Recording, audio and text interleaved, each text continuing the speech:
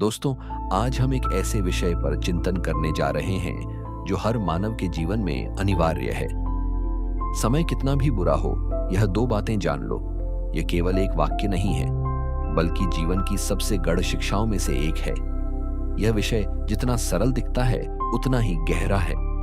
भगवान बुद्ध की शिक्षाएं इस सत्य को उजागर करती हैं कि दुख, कठिनाइयां, बुरे समय, यह सब जीवन का हिस्सा है और इनसे निपटने के लिए हमें दो बातों को कभी नहीं भूलना चाहिए। पहली बात, यह समय भी बीत जाएगा।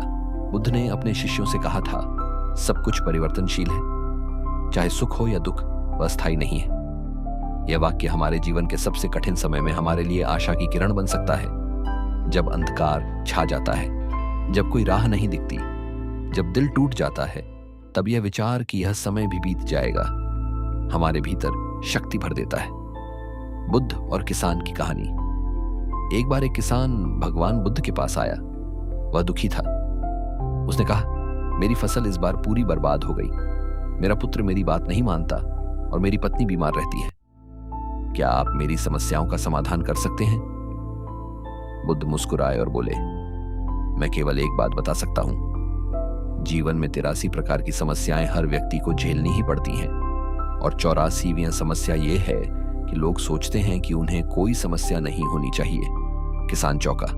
बुद्ध ने कहा, समस्याएं हमेशा रहेंगी, लेकिन तुम्हारा दृष्टिकोण उन्हें कैसे देखता है, यही सब कुछ बदल देता है। समय चाहे कितना भी बुरा हो, यह अस्थायी है। जैसे गर्मी के बाद बरसात आती है, वैसे ही दुहक के बाद सुख का मौसम आता ही है। हमें केवल धैर्य रखना है। दूसरी बात, तुम्हारे अंदर शक्ति है सहने और बदलने की। भगवान बुद्ध ने बार बार यह समझाया कि हमारे भीतर जो आत्मबल है, वही हमें मुक्ति दिलाता है। जब समय खराब होता है, हम अक्सर बाहर समाधान ढूंढते हैं, पर बुद्ध कहते हैं, अब दीपो भव, स्वयं दीपक बनो। अंगुलीमाल की कथा। अंगुलीमाल एक भयंकर डाकू जिसने 999 लोगों की हत्या की थी, एक दिन भगवान बुद्ध के संपर्क में आया। वह क्रोधित था, हिंसक था, पर बुद्ध शांत थे। उन्होंने बिना डरे कहा, मैं तो रुक गया, अब तू रुक। अंगुलीमाल ने पूछा, आप रुक गए? आप तो चल ही रहे हैं। बुद्ध बोले, मैं द्वेष, घृणा, क्रोध से रुक गया हूं, पर तुम अब भी उसमें भाग रहे हो। वह डाकू वहीं बैठ गया, रोने लगा और उसी क्षण उसका जीवन बदल गया। अगर एक हत्यारा खुद को बदल सकता है, तो हम क्यों नहीं? हर मनुष्य के भीतर वह शक्ति है। जब हम किसी कठिन परिस्थिति में होते हैं, तब बुद्ध की यह बात हमें याद रखनी चाहिए। जो स्वयं पर विजय पा लेता है, वह हजारों शत्रुओं पर विजय पाने वाले से महान है। यह शक्ति हमें आत्मा के भीतर से मिलती है, न बाहरी साधनों से, न परिस्थितियों से। जब तूफान आता है तो पेड़ झुकते हैं, गिरते नहीं, क्योंकि उनकी जड़ें मजबूत होती हैं। हमें भी अपने भीतर की जड़ों को मजबूत करना है। ध्यान की शक्ति, बुरे समय में भीतर झांकने का उपाय। बुद्ध ने हमें ध्यान, मेडिटेशन की विधि दी, जो केवल मानसिक शांति का साधन नहीं, बल्कि आत्मिक जागरण का पथ है। जब हम ध्यान करते हैं, तो हम समय की पकड़ से मुक्त हो जाते हैं। हम अब और यहाँ में जीने लगते हैं। बुरा समय भी ध्यान के लिए एक उपहार है, क्योंकि वही हमें भीतर की यात्रा के लिए प्रेरित करता है। विपश्यना, देखने की कला। बुद्ध ने विपश्यना सिखाई। जैसी चीजें हैं वैसी देखो। हम जब तक यह नहीं समझते कि परिस्थितियां केवल घटनाएं हैं, हम पीड़ा में रहते हैं। पर जब हम देख लेते हैं कि यह सब अनित्य है, तब हम मुक्त हो जाते हैं। कर्म और समय, बुद्ध का दृष्टिकोण। बुद्ध कहते हैं, अपने कर्म पर ध्यान दो, परिणाम समय के साथ बदलते रहेंगे। हम कई बार सोचते हैं कि अगर हमारा समय खराब है, तो इसका मतलब है कि हम कुछ गलत कर रहे हैं, पर बुद्ध यह नहीं मानते। वह कहते हैं, कभी कभी अच्छे कर्मों का फल तुरंत नहीं मिलता, पर वह निश्चित ही मिलेगा। जैसे बीज बोने के बाद भी कुछ समय लगता है फल आने में। इसलिए जब समय कठिन हो, तब हार मानने की जगह हमें अपने कर्मों को शुद्ध और शांत बनाए रखना है। बुरे समय में कैसे जिए? बुद्ध की 5 शिक्षा प्रणालियां। एक, शील आचरण। कठिन समय में भी नैतिकता को ना छोड़ें, यह आत्मबल को टिकाए रखता है। 2, समाधि ध्यान। मानसिक स्थिरता के बिना हम किसी भी समय का सामना नहीं कर सकते। 3, प्रज्ञा बुद्धि। विवेक से कार्य करने की कला ही हमें दिशा देती है। 4, उपेक्षा संभव। सुख दुख में एक समान दृष्टि रखना ही सच्ची आध्यात्मिकता है। 5. करुणा और मैत्री। कठिन समय में भी दूसरों के लिए प्रेम और करुणा बनाए रखना ही सच्चा बल है। बुद्धत्व हर व्यक्ति की मंजिल। भगवान बुद्ध कभी किसी को भगवान नहीं कहते थे। वह कहते थे, तुम भी बुद्ध बन सकते हो। तुम्हारे भीतर वही चैतन्य, वही शक्ति, वही शांति पट है। बुरे समय को केवल एक मार्ग मानो जो तुम्हें तुम्हारे भीतर की ज्योति तक ले जाए। जीवन एक नदी है, बुद्ध की दृष्टि। नदी बहती है, कभी चट्टानों से टकराती है, कभी गिरती है, फिर भी रुकती नहीं। बुद्ध जीवन को एक बहती हुई नदी की तरह मानते हैं। अगर रास्ते में चट्टान आए तो क्या नदी बहना बंद कर देती है? नहीं, वह या तो उसे काटती है या मोड़ लेती है। हमें भी ऐसे ही बनना है, लचीले लेकिन प्रवाह में रहने वाले। अगर आज अंधेरा है तो बुद्ध कहते हैं, अंधेरे को कोसने की जगह एक दीपक जलाओ। यह दीपक तुम्हारे भीतर है। तुम्हारी सजगता, तुम्हारी करुणा, तुम्हारी अंतर्दृष्टि, इस भाग का सार। समय कितना भी बुरा हो, यह 2 बातें याद रखो। एक, यह भी बीत जाएगा। 2, तुम्हारे अंदर शक्ति है सहने और बदलने की। अगर इन 2 बातों को अपने जीवन में उतार लिया जाए तो कोई भी परिस्थिति तुम्हें तोड़ नहीं सकती। कई बार जीवन की परिस्थितियां इतनी गहरी चोट पहुंचाती हैं कि केवल शरीर नहीं, आत्मा तक थक जाती है। ऐसे क्षण आते हैं जब इंसान बाहर से हंसता है पर भीतर रोता है। कुछ लोग ये कहते हैं कि हिम्मत रखो, कुछ सलाह देते हैं, समय सब ठीक कर देगा, पर उस टूटे हुए मन को कौन समझे। आज हम समझेंगे कि जब मन ही टूट जाए तब भगवान बुद्ध क्या कहते हैं। बुद्ध जो केवल ज्ञान का नहीं, अनुभव का समंदर है। उन्होंने मानव पीड़ा को जिया, समझा और समाधान बताया।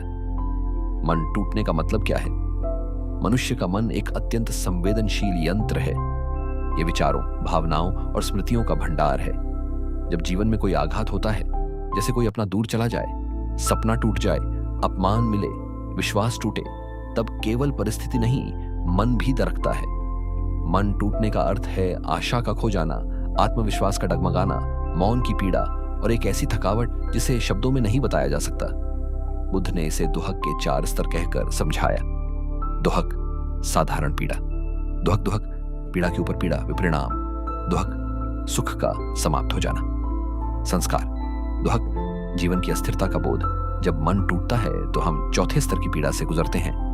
बुद्ध का पहला उत्तर, तुम अकेले नहीं हो। सबसे पहली बात जो बुद्ध समझाते हैं वह यह है, तुम्हारे साथ जो हो रहा है वह केवल तुम्हारे साथ नहीं हो रहा, यह मानव जीवन का हिस्सा है। जब हम पीड़ा में होते हैं तो ऐसा लगता है कि सारा ब्रह्मांड हमारे विरुद्ध हो गया है, पर बुद्ध कहते हैं, संसार में कोई ऐसा प्राणी नहीं जो दुख से अछूता हो। यह विचार हमें पीड़ा से अलग नहीं करता, पर उस पीड़ा को एक व्यापक परिप्रेक्ष्य में रखता है। संध्या का विस्तार। बुद्ध ने कहा, अपने दुख को केवल मेरा मत मानो। देखो कि यही दुख हजारों लोगों का है, फिर तुम उससे चिपकना छोड़ दोगे। जब हम यह समझ लेते हैं कि टूटना भी एक साधारण मानवीय अनुभव है, तो वह हमें तोड़ता नहीं बल्कि जोड़ता है। बुद्ध का दूसरा उत्तर, मन को जानो, मन से मत जुड़ो। जब कोई कहता है मेरा मन टूट गया है, तो वह किससे बात कर रहा है? क्या मन और मैं अलग है? बुद्ध कहते हैं, मन एक मेहमान है, तुम उसका मेजबान हो। जब हम अपने मन के साथ खुद को जोड़ लेते हैं, तब उसका टूटना हमारा टूटना बन जाता है। पर जब हम मन को केवल देखने लगते हैं, तो हम उससे ऊपर उठ जाते हैं। विपश्यना की कला, बुद्ध की ध्यान तकनीकी विपश्यना यही सिखाती है। सांस को देखो, विचारों को देखो, मन को देखो, पर उनमें उलझो मत। एक क्षण में मन उदास है, अगले क्षण प्रसन्न। यह परिवर्तनशील है। अगर हम इसे बस देखें बिना निर्णय के, तो इसकी पकड़ कमजोर हो जाती है। मन के तूफानों को देखना सीखो। बुद्ध एक सुंदर दृष्टांत देते हैं। मन को आसमान समझो और विचारों को बादल बादल आएंगे जाएंगे, पर आकाश वही रहेगा। जब मन टूटता है, तब भी भीतर वह शुद्ध आकाश बना रहता है।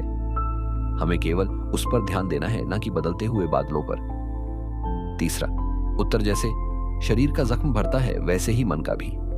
जब हम गिरते हैं और हमारे घुटने छिल जाते हैं, तो क्या हम मान लेते हैं कि अब हम कभी चल नहीं पाएंगे? नहीं, हम मलहम लगाते हैं, आराम करते हैं और समय के साथ वह घाव भरता है। बुद्ध इसी सिद्धांत को मन पर भी लागू करते हैं।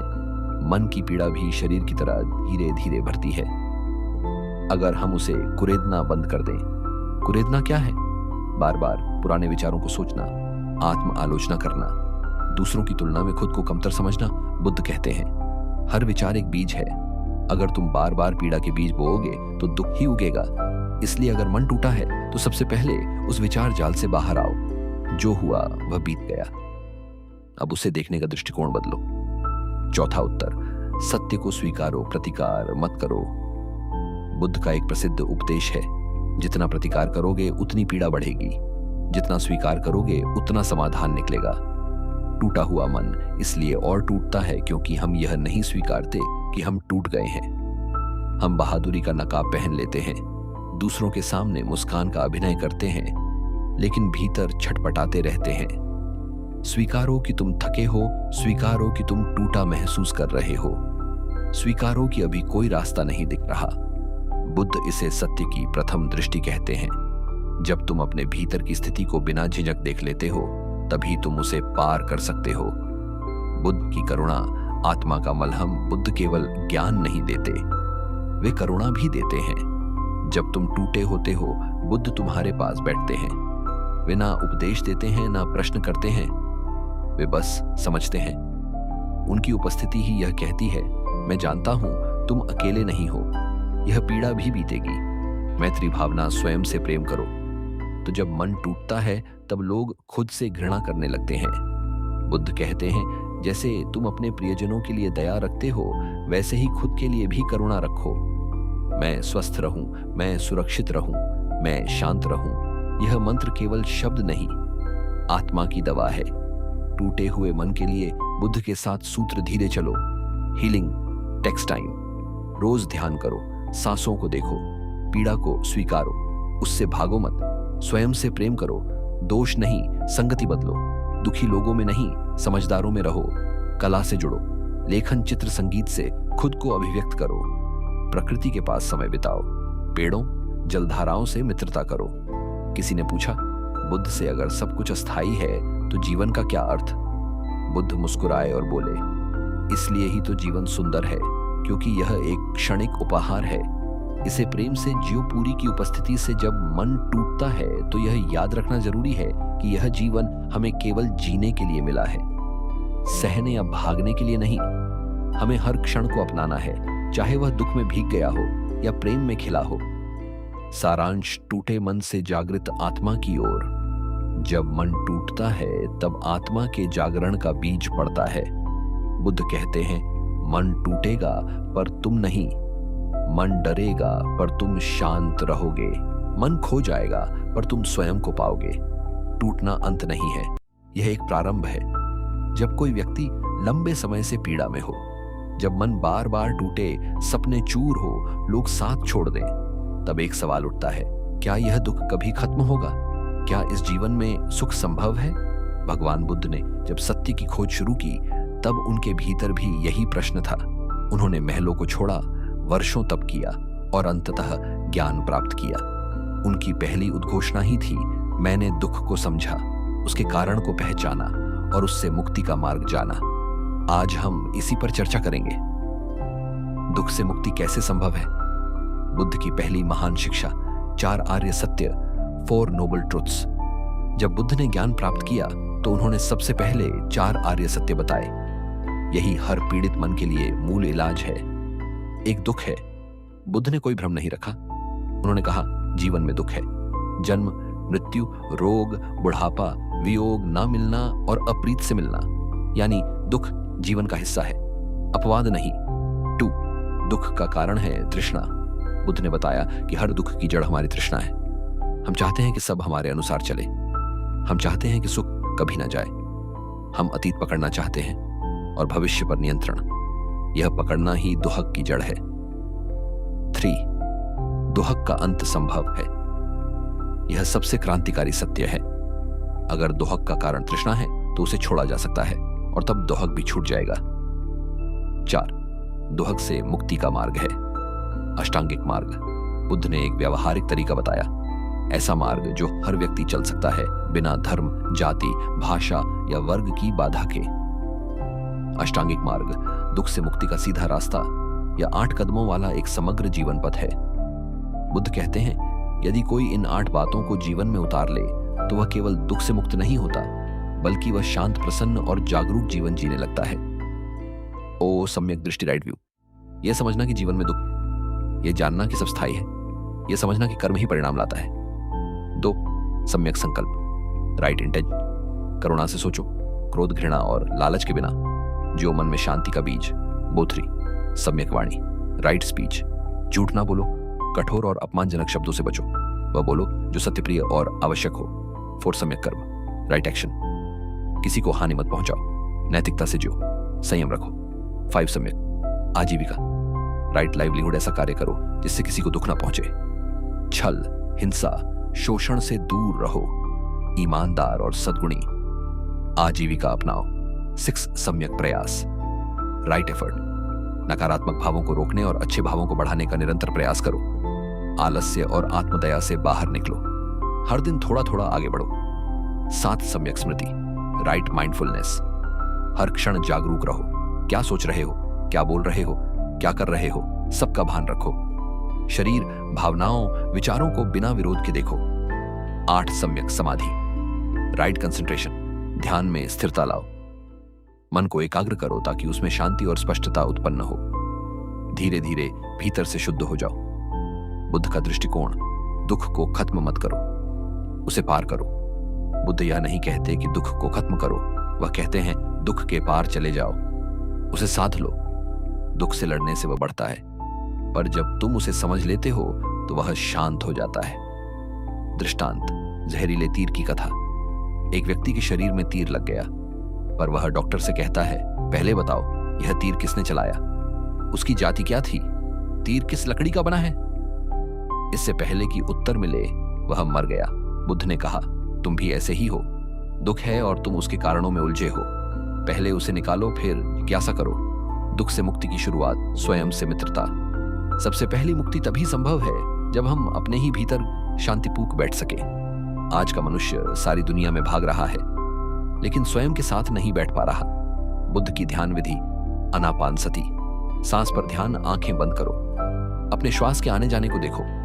ना कोई विचार पकड़ लो, ना कोई भावना, बस श्वास को देखो। यह अभ्यास धीरे धीरे भीतर की हलचल को शांत करता है और मन की गहराई में जो अनजानी पीड़ा है वह भी पिघलने लगती है।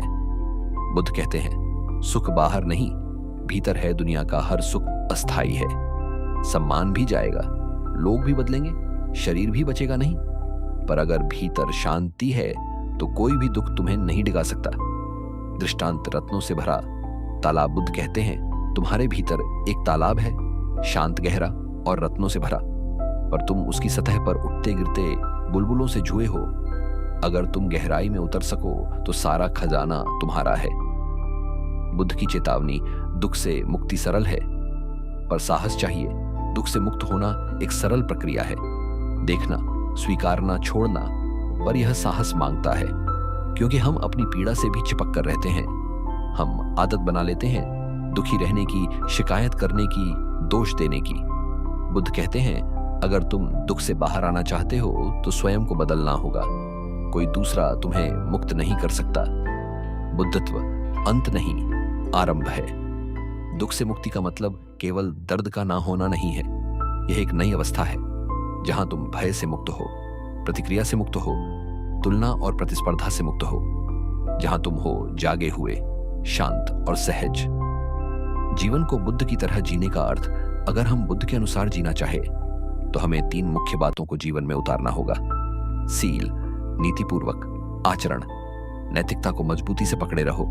झूठ, चोरी, हिंसा से दूर रहो।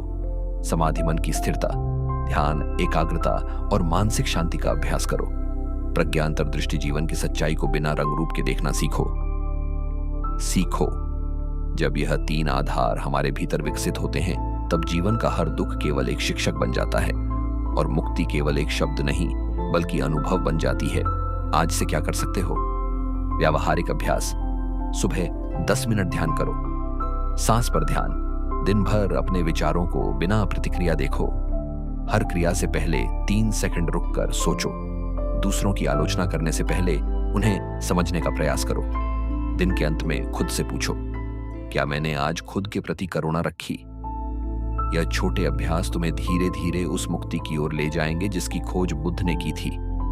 कभी आपने खुद से यह प्रश्न पूछा है, अगर सब कुछ मुझसे छीन जाए तब क्या?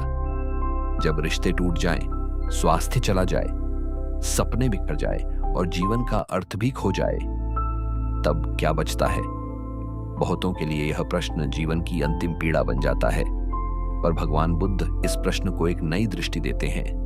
बुद्ध कहते हैं, जो कुछ भी जा सकता है वह तुम नहीं हो, और जो कभी नहीं जाता उसे पाने के लिए ही तो यह सब होता है। आज हम बात करेंगे उस अवस्था की जहां इंसान कहता है अब मेरे पास कुछ नहीं बचा, और वहीं से शुरू होती है एक नई यात्रा खुद को पाने की। सब कुछ खोना एक भय नहीं, एक अवसर है।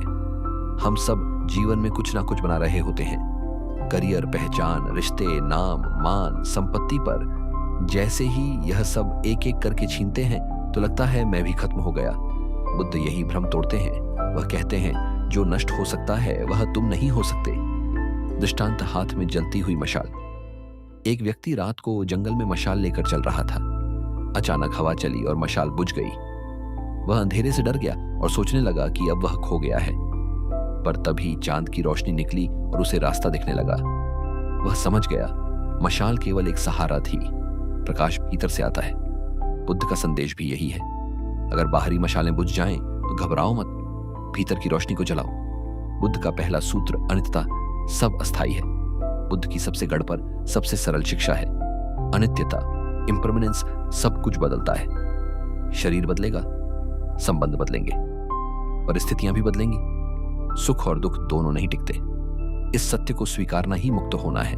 जब तुम जान लेते हो कि जो तुमने खोया है वह टिकने वाला था ही नहीं, तो उसका जाना दुख नहीं देता, शांति देता है। बुद्ध कहते हैं, अनित्यता को जानो, समझो और स्वीकारो। यही दुख से बाहर निकलने का द्वार है। बुद्ध का दूसरा सूत्र शून्यता। जब सब छूट जाए तब जो बचे वही तुम हो। बुद्ध कहते हैं, शून्य डरावना नहीं है, शून्य तो शुरुआत है। जब जीवन में सब चीजें छूट जाती हैं तो भीतर एक खालीपन बचता है। वह खालीपन डरावना लगता है, उसमें अकेलापन महसूस होता है। ऐसा लगता है जैसे जीवन में कुछ नहीं रहा, पर बुद्ध उस खालीपन को शून्यता कहते हैं। और यह कोई दुखद अवस्था नहीं, यह बोध की भूमि है। शून्य का अर्थ नए बीज के लिए भूमि तैयार। जब पुरानी इच्छाएं, रिश्ते, पहचानें मिट जाती हैं, तब नई दृष्टि, नई चेतना जन्म लेती है। शून्य वह बिंदु है जहां से तुम सच्चे अर्थ में जागते हो। When nothing is left, everything is possible. जब कुछ नहीं बचता तभी सब कुछ संभव होता है। तीसरा सूत्र, जो खोया है वह बाहर था, जो बचा है वह भीतर है। बुद्ध ने कहा, तुम कुछ भी खो, पर जो तुम हो वह कभी नहीं खोया जा सकता। हम स्वयं को भूल जाते हैं। हम सोचते हैं कि जो छीन गया वही हमारा अस्तित्व था। अगर नौकरी चली गई तो मैं बेकार हूं, अगर रिश्ता टूट गया तो मैं अकेला हूं, अगर स्वास्थ्य बिगड़ गया तो मैं अधूरा हूं। पर बुद्ध कहते हैं, तुम वो नहीं हो जो चला गया, तुम वो हो जो सब जाने पर भी शांत है। बुद्ध का चौथा सूत्र ध्यान, खुद की ओर वापसी का रास्ता। जब जीवन के सारे दरवाजे बंद हो जाते हैं तो ध्यान ही एक ऐसा मार्ग होता है जो हमें भीतर की ओर ले जाता है। ध्यान केवल बैठना नहीं है, ध्यान अपने वास्तविक स्वरूप से जुड़ना है। विपश्यना, सत्य को देखने की कला। बुद्ध ने जो ध्यान दिया, विपश्यना, वह जीवन को उसी रूप में देखना सिखाता है जैसे वह है। बिना भय के, बिना भागे, बिना किसी अपेक्षा के जब हम ध्यान में बैठते हैं तो धीरे धीरे मन शांत होता है और एक बिंदु आता है जहां सब कुछ खो जाने पर भी तुम भीतर से पूर्ण महसूस करते हो। वह अनुभूति यही कहती है, मैं बचा हूं और मैं ही काफी हूं।